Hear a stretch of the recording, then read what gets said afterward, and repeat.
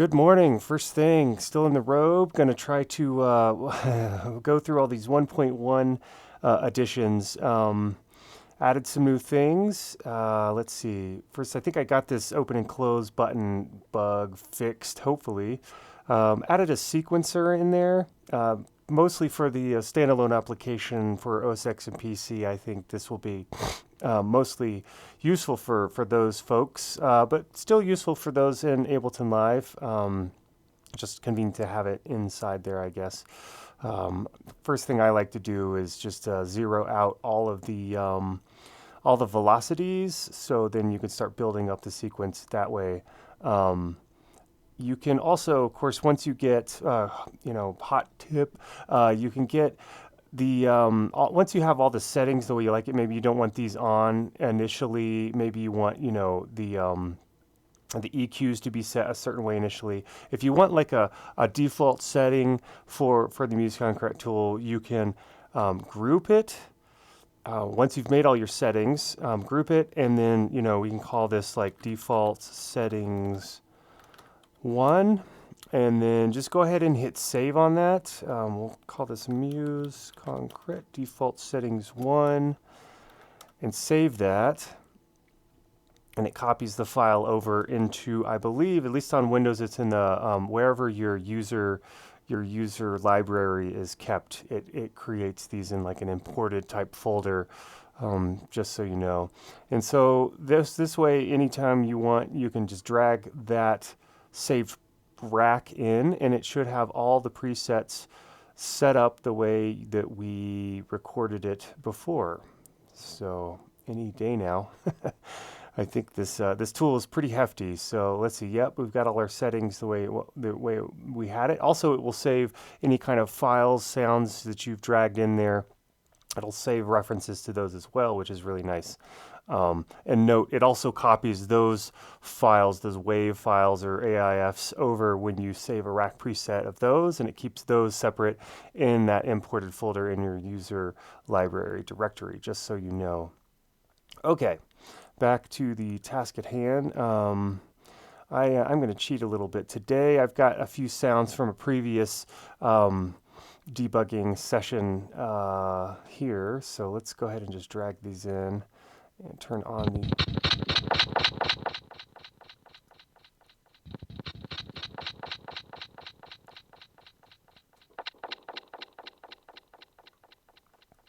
Okay, so what's going on here, you can see we've got all these lanes here. One of the things that I added in 1.1 that I really, really wanted to have for myself was the ability to route audio from the different lanes.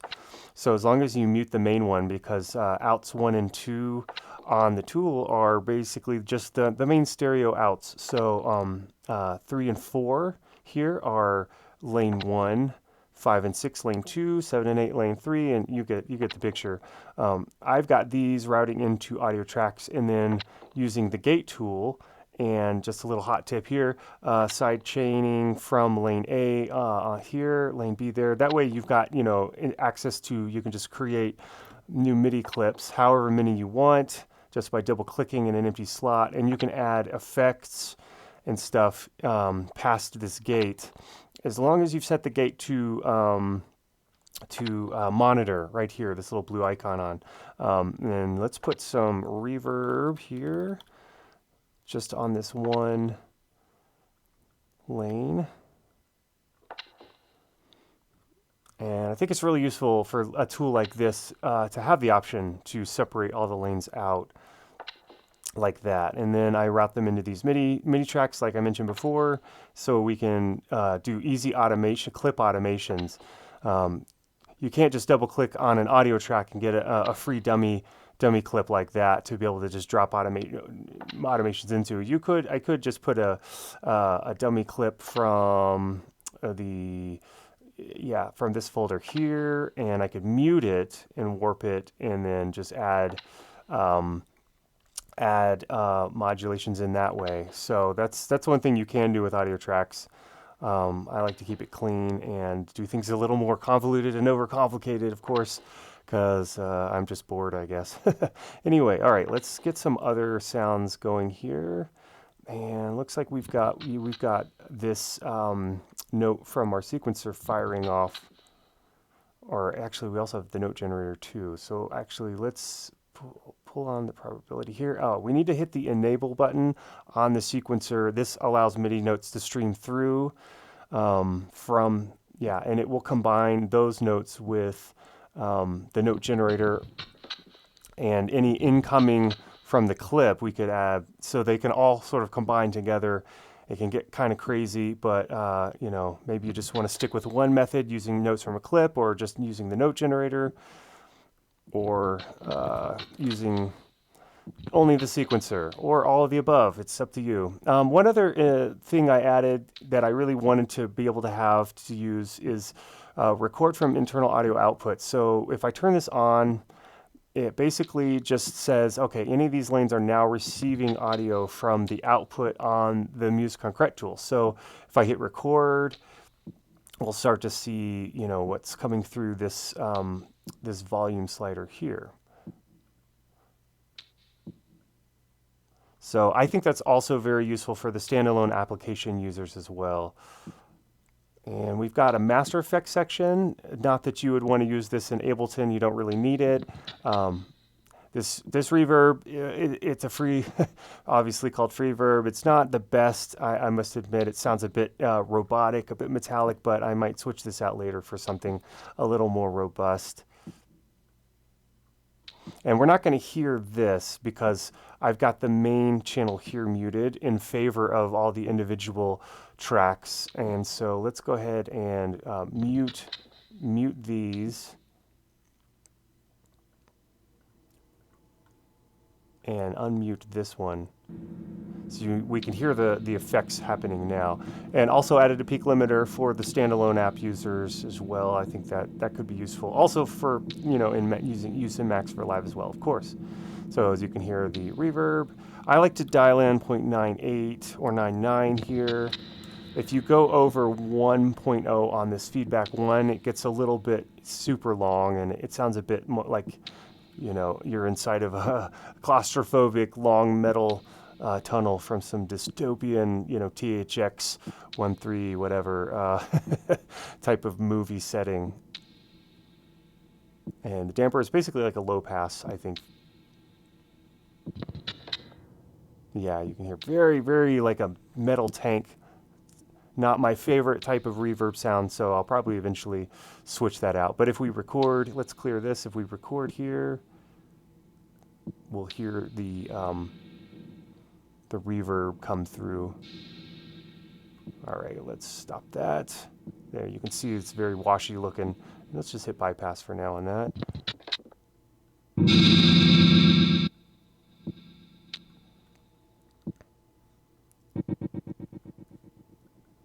Cool.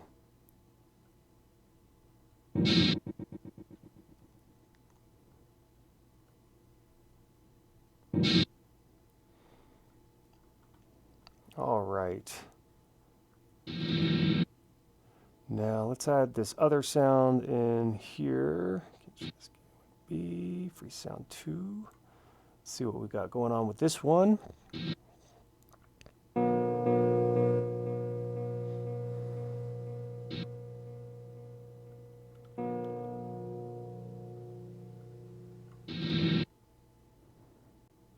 And let's add this other sound.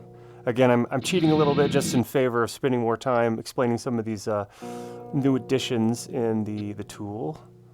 So otherwise I'd be pulling from some random sources, I think. Let's...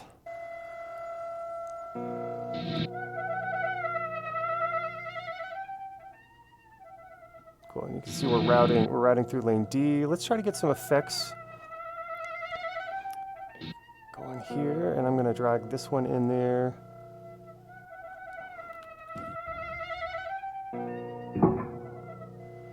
And let's get some effects going. I'm just going to go ahead and push play on these clips. Now, this fourth track, I want to add in a...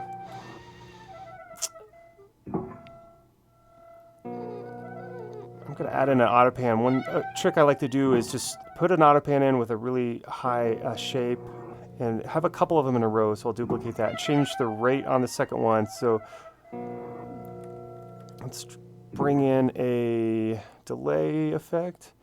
And the reason why I do this with the tremolo is to basically it creates sort of like a generative sparseness, cutting out the audio at different intervals. And since we're using rate here, it's kind of like haphazardous intervals. So that way this sound isn't going to be happening all the time. You could also, set the time on this a lot higher as well.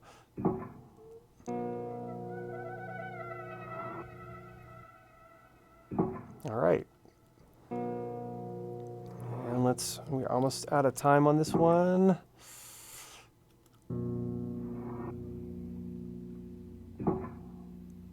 Cool, and let's get our little reverb on here.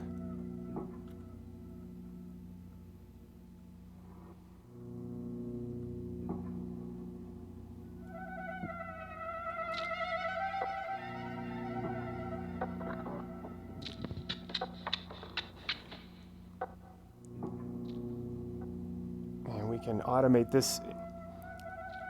We can get if we want to play with volume here, we can also automate the gain section on this gate, or we could obviously add a utility in here and play with some volume on just this lane individually. We could obviously automate the volume here. There's a lot of ways to skin an apple on this in this tool. All right. Cool. Let me unlink it and drag this in. And I think that about does it. Quick sketch. I'll probably revisit this later and maybe try to turn it into something more, but there you go.